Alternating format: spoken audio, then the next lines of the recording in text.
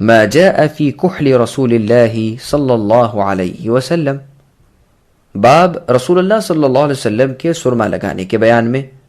ابن عباس رضی اللہ عنہما سے روایت ہے کہ رسول اللہ صلی اللہ علیہ وسلم نے فرمایا، تمہارا بہترین سرما اثمد ہے، یہ نظر کو جلا بخشتا ہے اور بال اگاتا ہے۔ یہ روایت صحیح ہے، دیکھیے سنن نبی داؤد حدیث رقم 3878، سنن ابن ماجہ حدیث رقم 4061، سنن نسائی حدیث رقم 5116۔ سامعین، اب اس حدیث سے ثابت ہونے والے چند مسائل سماعت کریں۔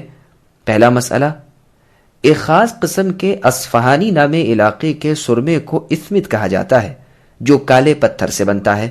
دوسرا مسئلہ، سرما آنکھ میں ڈالنا سنت اور مستحب کام ہے۔ تیسرا مسئلہ، نظر کا تعلق سر اور دماغ سے بھی ہے، لہذا سرمے کے استعمال سے سر کے بال بڑھتے ہیں، واللہ اعلم۔ ابن عمر رضی اللہ عنہما سے روایت ہے کہ رسول اللہ صلی اللہ علیہ وسلم نے فرمایا، اثمد سرمے کا استعمال کرو کیونکہ یہ نظر کو روشن کرتا ہے اور بال اگاتا ہے۔ یہ روایت صحیح ہے، دیکھیے سنن ابن ماجہ حدیث رقم 3495۔